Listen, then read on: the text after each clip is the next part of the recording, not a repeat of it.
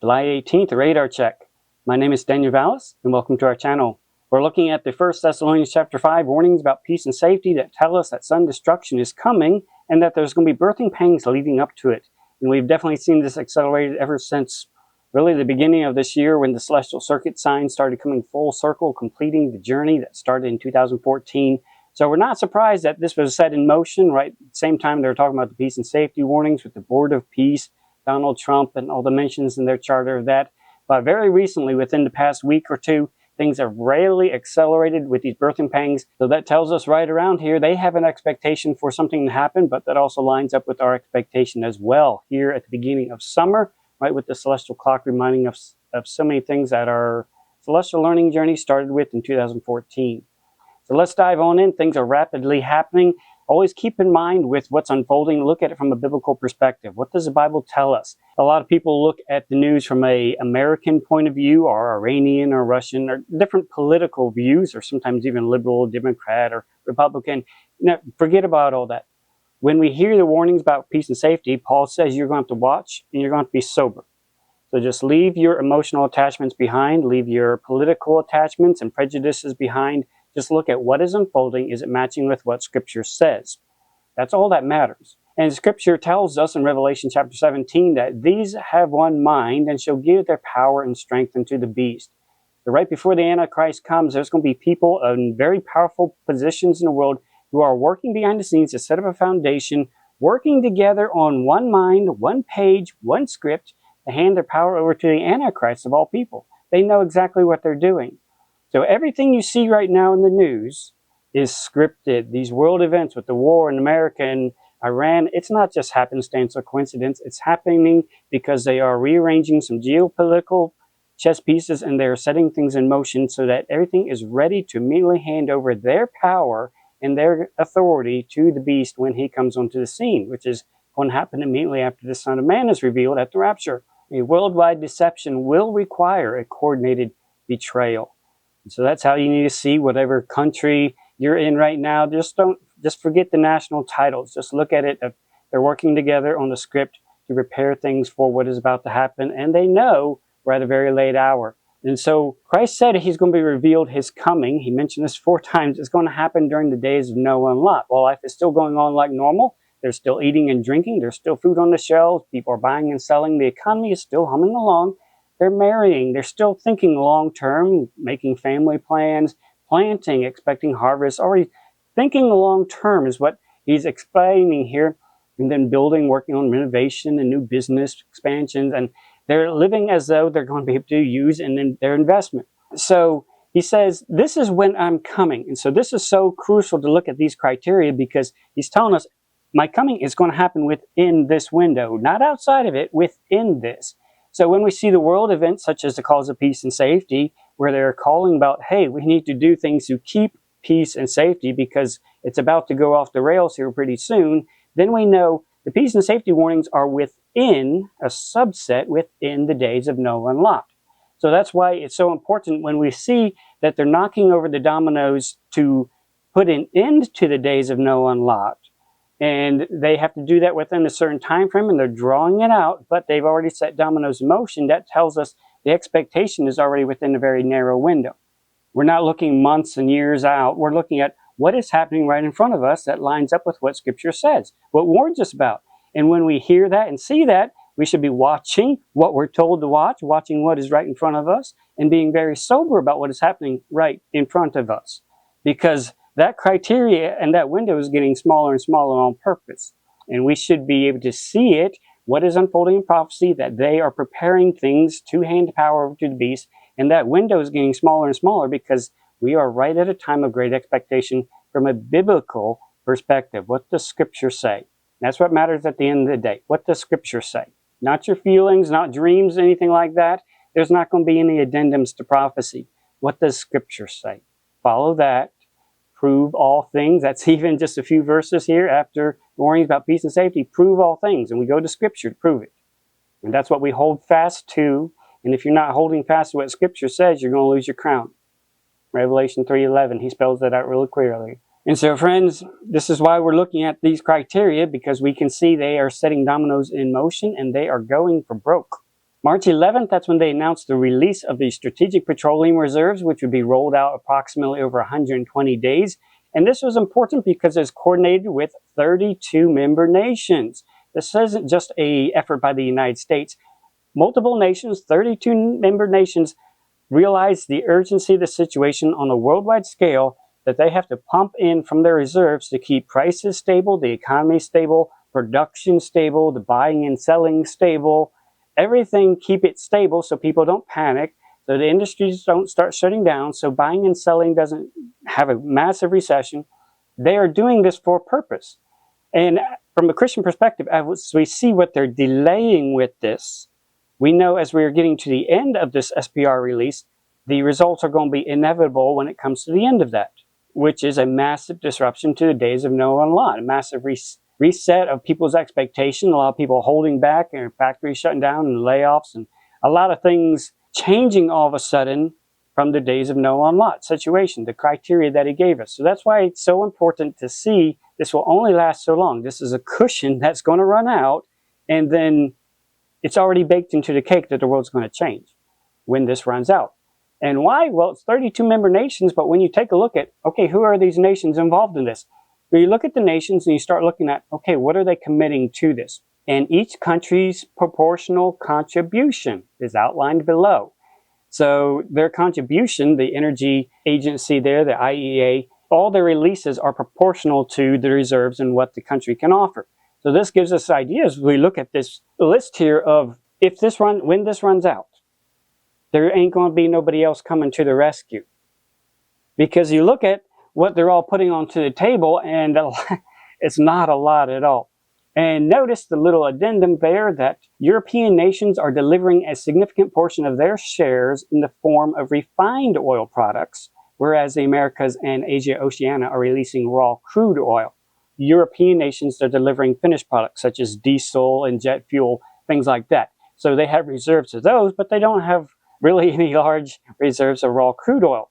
So who's pulling the massive weight here in this worldwide coordinated release? It's the United States. The United States is the one providing the largest cushion, twice as large as Japan. And then Japan is almost twice as large as Canada. And it quickly starts dropping off after that. And then especially once you get to Germany, that's European countries. They're offering refined products, not crude oil.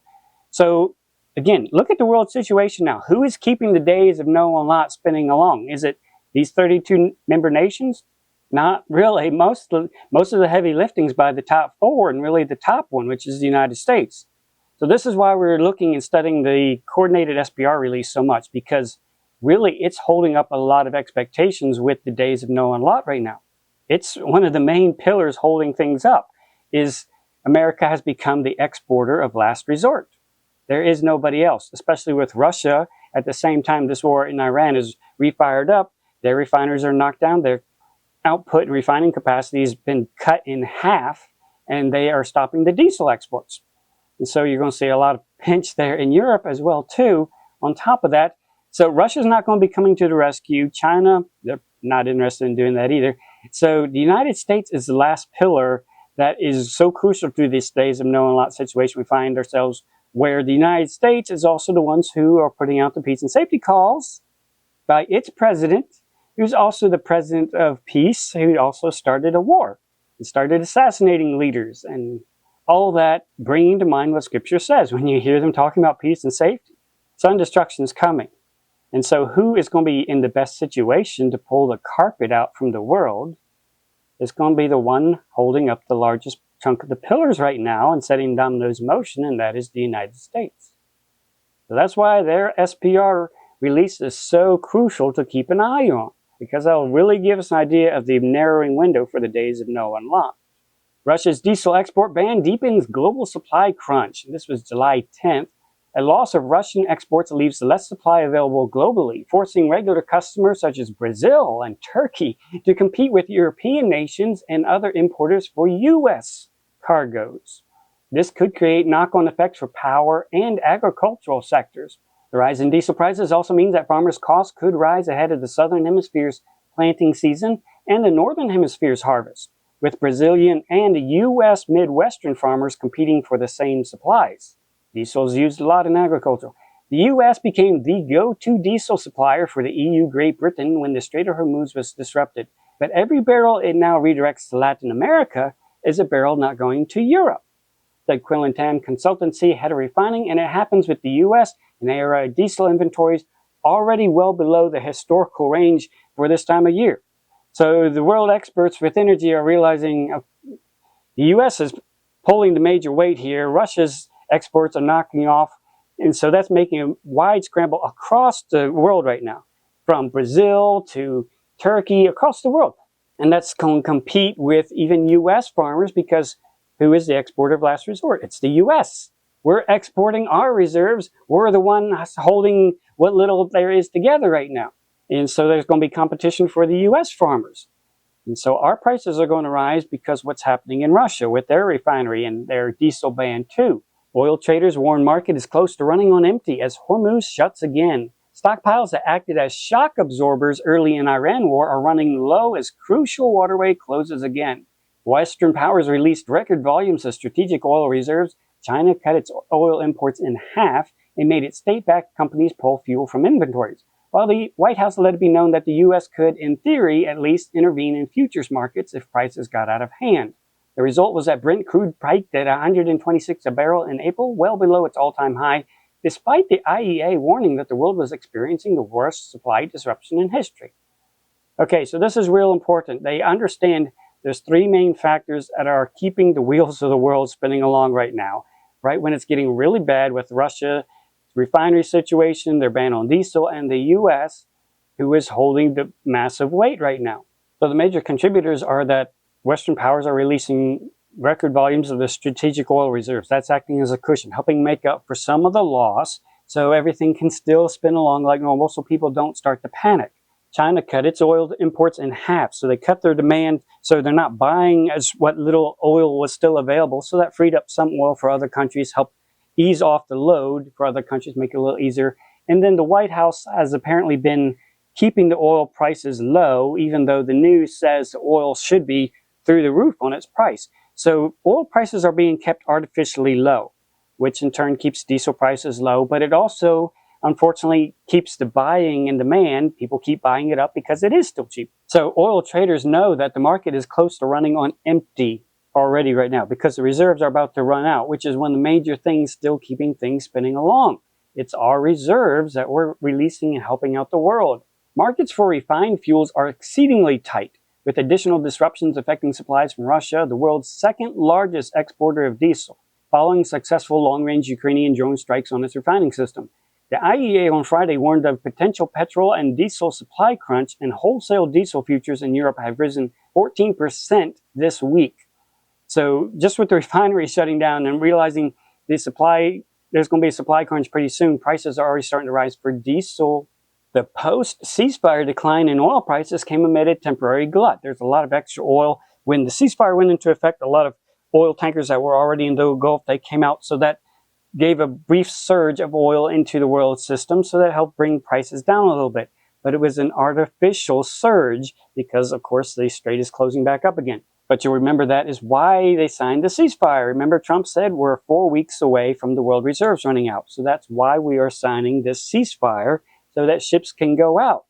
And so what that enabled was when those ships went out, that delayed the world reserves running out, pushed it back a few more weeks. If they didn't have the ceasefire, we would have run out in the midst of July. We got a little bit more breathing room because of the ceasefire. So again, they're drawing things out, but timing these dominos to land in a certain window where they know the world reserves are about to run out. And it's already reaching a crunch time. They're going for broke. And they're timing their dominoes to end just right. So we need to keep a close eye on how much more time is in the reserves. Because the U.S. is holding up really the lion's share of the whole world right now, the economy and this expectation keeping prices low and all that. And it caught a lot of energy analysts' attention just the other day, July 16th. The U.S. Energy Information Administration, they released a blog post, "What are tank bottoms?" And they're talking about the inventories. When you hear them talking about, oh, we have X number of million barrels available, they were putting out this infographic that you got to keep in mind there's a spot at the bottom of the tank where sludge and debris, and you can't suck all the way down to the bottom of the tank. In your inventories on paper, you'll have an X number listed, but you can only go down close to the bottom of that. You can't go all the way down to 0. So you keep that in mind as you're looking at your reserves, that you have to minus what's called the tank bottoms, where the pumps can't suck all the way at the bottom. So it caught a lot of traders' attention that why is the Energy Information Administration suddenly wanting to tell people what tank bottoms are and informing them? Are we really that close to tank bottoms where we are about to run out? And let people know ahead of time, kind of ease it in that, yeah, this is why we're running out. Yeah, you saw this big number on paper that we have that oil, but we actually have to stop pumping at this number. We can't go down to 0. So a lot of oil and energy analysts were starting to be a little concerned just what they were posting on July 16th, just the other day. And on their Twitter post, they said crude oil storage at Cushing fell below 20 million barrels in mid-June, nearing tank bottom levels, where not every barrel is accessible. Tight market inventory conditions are reflected in the WTI price spread versus Brent, which has narrowed and even gone negative recently. We are currently reviewing the results of a pilot study to better understand the minimum working inventory levels at select petroleum inventory facilities. And so this is also what got their attention too. They are basically saying, oh, Cushing, which is the name of a large oil holding facility here in America, a very large one. They said it has now fell below 20 million barrels. It is nearing tank bottoms. So the largest commercial oil holding in America is reaching tank bottoms right now. So they're letting you know, basically, they're not going to be able to suck too much more out of those tanks. They're already at tank bottoms. Our largest holding tanks that are above ground here in America. That's very concerning when they're just casually saying, oh, we're reaching tank bottoms. And now we are suddenly doing a pilot study to understand that low level all of a sudden, how far we can go when we're already reaching it. That's something you should have done a long time ago. U.S. oil exports surge, draining domestic crude inventories toward rock bottom. Other U.S. storage hubs have also posted large stockpile draws in recent weeks as the country ramped up exports to record levels in recent months. So all of our major holding of oil, we're draining it in record numbers to rock bottom, to tank bottoms. Not just this massive holding facility, which has over about 400 tanks at it, but other U.S. storage hubs are going to tank bottoms. Cushing, while its hundreds of tanks are tied to pipelines that supply U.S. mid-continent and southern refineries and funnel oil to Gulf Coast export ports. The U.S. Midwest refiners, which lack access to seaborne imports, would be hit hardest if Cushing stocks fall to the operational minimum. This also raises crude quality concerns. Poor crude quality or procurement problems could boost prices for refiners and ultimately consumers. So as you get closer to the tank bottoms on these massive oil farms here, this sludge down at the bottom, as you start sucking that in, that causes problems and boosts prices for the refiners because they're having to deal with it and they're going to pass that price on to the customers. So it causes multiple problems once you start getting to tank bottoms, but our major oil hubs are reaching tank bottoms. This is what's above ground because we're selling it all. In the oil industry, tank bottom refers to the unusable residue of sludge, water, and sediment at the base of a storage tank. For the Cushing, Oklahoma crude hub, this phrase defines the operational floor, about 20 million barrels. Below this level, tanks cannot pump or blend oil properly. Because Cushing is the delivery point for the U.S. West Texas Intermediate, futures reaching this localized tank bottom threshold means available working capacity is essentially empty. Our largest crude hub is essentially empty. Crazy. Why are we doing this right now? Cushing, Oklahoma oil storage hits tank bottom. Implications for energy markets, consumers, and investors. This is not a complete physical depletion of oil in the U.S. Domestic production continues, but a localized operational constraint at the key trading and logistical hub. Cushing is far more than just storage. It serves as a major blending and mixing hub. Different grades of crude from various U.S. basins are blended here to meet pipeline quality specifications, refinery requirements, and export standards. Low inventory levels complicate these blending operations, really messes up multiple operations. The heart of the U.S. pipeline network connects Permian Basin and other production areas to Midwest and Gulf Coast refineries and export terminals. It all goes through this hub, even without running out of oil nationally. Localized tightness at Cushing signals tighter overall market conditions that consumers ultimately feel at the pump. So the market starts realizing we're running on empty. What we're pumping out of the ground is basically going straight into the refineries. It's 1-to-1. When Cushing had some oil reserves in that oil hub, then what you're pumping out of the ground goes into storage, and so you have some plus oil. Then you have a glut of oil to what you're using in the refineries. So it was a 1+1, what your supply is to what you're using. But when your cushion and supply in the oil hub is out, it's 1-to-1. You're living paycheck to paycheck, basically. And again, think of the implications of this. Cushing, Oklahoma, this is our largest oil storage hub in America, or about 400 storage tanks. There's other storage hubs too, but this is the largest, and it's running at tank bottoms. This does not sound like a recipe for something good. And so again, this is why we come back to the Strategic Petroleum Reserve. They announced on March 11th that they're going to release it. We're going to release 172 million barrels from our petroleum reserve. And it's going to take approximately 120 days. But because of the rate of flow, it's going to be drawn out a little bit more than that. And so 120 days would have brought you to the midst of July, but it's slowed down recently, partly because of the ceasefire and that glut of oil that also came in that helped delay and push out the deadline just a little bit. So again, who's doing the major lifting? It's the United States. We're bringing 172 million barrels to the table here. So again, when we run out, we're the exporter of last resort. There ain't nobody else coming to ride to the rescue here. So that's when things are really going to hit the fan, like Donald Trump said. In 4 weeks, things are going to get bedlam when the world reserves run out.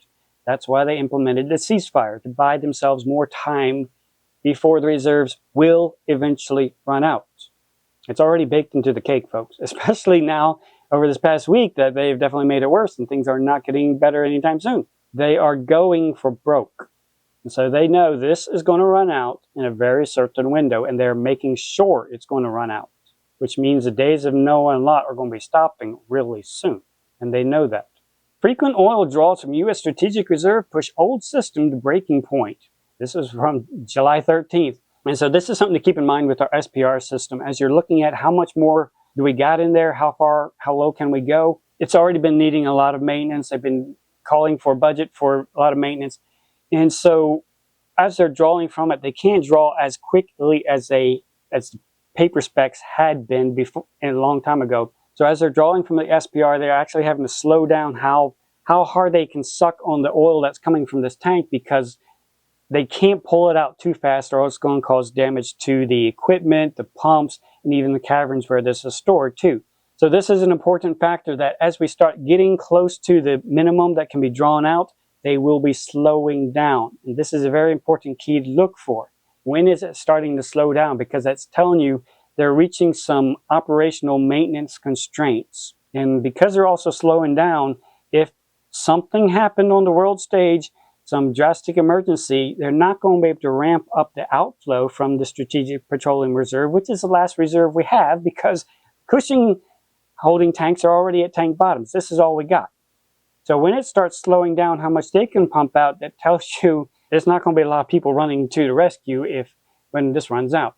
So the Department of Energy deliberately limits the withdrawal and flow rates from the Strategic Petroleum Reserve SPR to protect the structural integrity of the underground salt caverns. Lowered withdrawal capacity. SPR's nominal maximum flow rate was originally 4.4 million barrels per day that they could pump out. However, physical and maintenance constraints, partly driven by efforts to reduce wear on the caverns, have dropped this effective drawdown rate to roughly 2.7 million barrels per day. That's all they can draw out per day. Now, every time they draw oil out of these salt caverns, they have to pump water and salt water into the caverns to force the oil out. And that helps keep some of the salt from dissolving into water, but that's also another criteria. Because of the size of the SPR and its primary mission of a 90-day drawdown, there is no way to store sufficient saturated brine to use in a drawdown. You can't have massive tanks holding millions of barrels of super salty water. You're just going to have to use salt water from the seawater, to move oil out of caverns into pipelines for delivery. You're going to have to use raw water. This raw water injection causes dissolution of the cavern walls, changing the shape of caverns and changing the stresses within the surrounding salt. Because you're using raw water that isn't totally saturated with salt, when you inject it in, it is still going to absorb and dissolve some more salt. So that is going to change some of the makeup of these salt caverns. So every time you do a discharge, you are affecting the salt caverns. So that affects how many times you can draw how fast you can draw. And so these results and these multiple draws complicate how low you can go. It changes the shape of caverns and changes the stresses within the surrounding salt. Undesirable stresses within the salt can result in salt falls from cavern walls and roofs, cracking and fluid pathways forming between caverns, or in the worst case scenario, a loss of integrity resulting in structural failure. So these are some figures that are going into, they already know they were only meant to be discharged so many times, but we're using them way too much, and especially with this massive drawdown, that is going to start, the closer you get toward the minimum, they're really going to have to be careful not to affect and cause collapsing and parts falling in from salt caverns. So they're going to go slower the closer you get to the bottom. The Strategic Petroleum Reserve, SPR, consists of exactly 60 underground salt caverns, 11 of which are early storage reserve ESR caverns.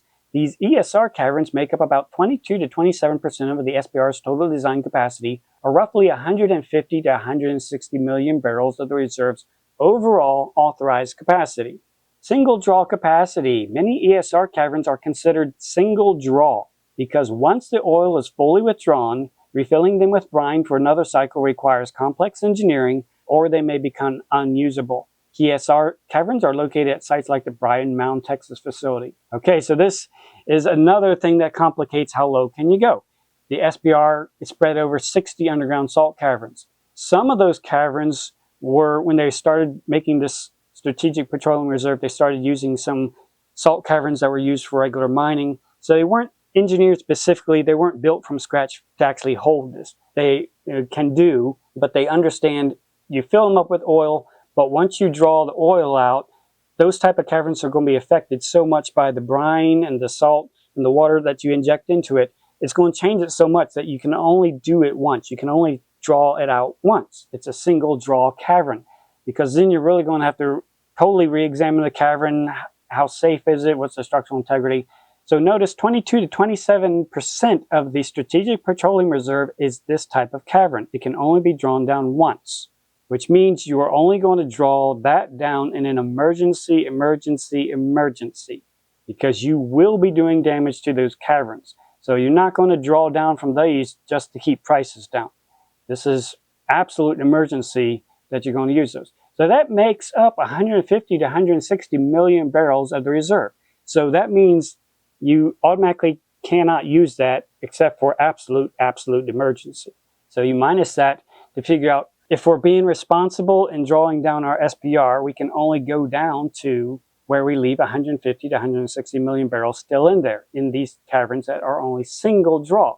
U.S. Department of Energy, Office of Scientific and Technical Information, annual report of available drawdowns for each oil storage cavern in the Strategic Petroleum Reserve. And the organization who did this research is Sandia National Laboratories. So they did some complicated engineering studies on these. How far can you draw them down? And they said in the SPR today, any removal of oil from the reserve is called a drawdown.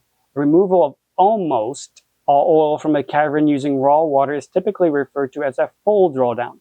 All oil is somewhat subjective. Even empty caverns have an oil blanket or roof oil that is kept in the cavern to protect the roof from leaching upward, keep the water from eating away at the salt at the roof. As such, in this report, a full drawdown is defined as removing 90% of the oil from a full cavern. At least some oil must be kept at the top of the cavern to prevent damage to the roof from raw water. This is typically around 5 to 10% of the cavern volume. But Sandia research, they're saying for the purposes of our report, you can only remove 90%. You have to leave 10% in there to protect the roof. So this is important when we look at, they've been authorized to draw 172 million barrels. The total capacity of all of these caverns is at 714 million barrels. So we look at what can be drawn out, what can't be drawn out. So when we look at the overall storage system, what is above ground with Cushing and other storage and distribution hubs, they are already at tank bottom. From the different oil pumps all over the place, that goes to the distribution hubs where the oil is blended for the different refinery needs and exports. So because that's at tank bottom, that means what is coming in from the oil pumps and the oil supply pipelines, it's pretty much going straight to the refineries or for export. You're living paycheck to paycheck right now, which is not a good place to be because that means you have no Cushing at Cushing. The Strategic Petroleum Reserve, though, is underground, and that's only for emergencies. It's a reserve. and it's in these large salt caverns. You can pump oil in, and that will force the water out. There's always something in those caverns, whether it's oil or water or both. And so you can pump oil in, that'll force water out. When you want to pump the oil out, you pump in raw water, ideally salt water, because it at least has some salt in it, and then that will force and squeeze the oil out because it floats at the top. It will then be drawn out, and that can be exported, sent to the refineries, and used that way or blended. And so this is very important. When the SPR release was authorized, we were already at 415 million barrels in this reserve. So that's what we started at. And of course, you have to keep 10% minimum for the roof oil so that the water doesn't start damaging the roof and things start collapsing and damaging the oil intakes and all that. So you got to keep 10% in. And then of all these caverns, if you're acting responsibly, you are going to reserve your single draw, which is 150 to 160 million barrels from your total capacity. You're just going to keep that for a very, very rainy day emergency fund. So you're not going to use that unless you absolutely have to. So then that means we can draw down to somewhere around 240, 230, and that's it. There's nothing else except for the emergency cushion. And this is apparently what's been authorized. We've been authorized to go down to 243 million barrels because we're authorized 172 million barrels to be taken out. Right now, the current level as of July 10th is 316 million barrels are still in there. But you can see we're getting closer to the minimum that is available even draw out. But now you're also starting to see why they're saying it's going to go slower the closer we get to that minimum level, because we're starting to get a lot of seawater in these caverns, the salt water, the raw water. So now we're starting to get into unpredictable territory because we're taking a large chunk of oil out. We're going into uncharted territory here. So they're slowing down, which also means in emergency they can't quite ramp it up either because we're getting into uncharted territory. They are authorized to still go to that certain level, 243. And this is going to be really interesting to watch because we should expect as Christians something to happen before you get down close to 243, because once the world and the analysts and the energy traders and all that, they start realizing we're close to 243, which means this last reserve is almost out. That panic alone is going to affect the world markets and scramble for scarcity, and world governments want to avoid all that disrupting in their populace anyway. So we should expect, just from our perspective, that the days of Noah and Lot, there are going to be some type of intervention before you even get close to 243. And remember, all the world reserves of the 32 different nations, they're releasing proportionally to what they have available. And so they probably still have some in their reserves too. But the closer they start getting to tank bottoms and becomes apparent that they're not that far away, that's when the populace starts realizing, hey, we're going for broke here. This is not good. Are you crazy? And they're going to start calling for drastic action. And so nobody wants to see that. So when we look at the days of Noah and Lot, it's not going to be when SPR gets down to 243. It's going to be before that. Before that. Before the calls of intervention and before the public news starts talking about, oh, we're only X number of days away from gas prices going through the roof and all that sort of stuff. The days of Noah and Lot, life will still be going on like normal, which includes the buying and selling, the long-term plans, business plans, shipping, eating and drinking, which is heavily dependent on diesel and shipping. So before we even get near 243, you're going to see intervention. The days of Noah and Lot's going to end before it gets to that. And again, this is one of the major reserves in the world. The drawdown rate was pretty good.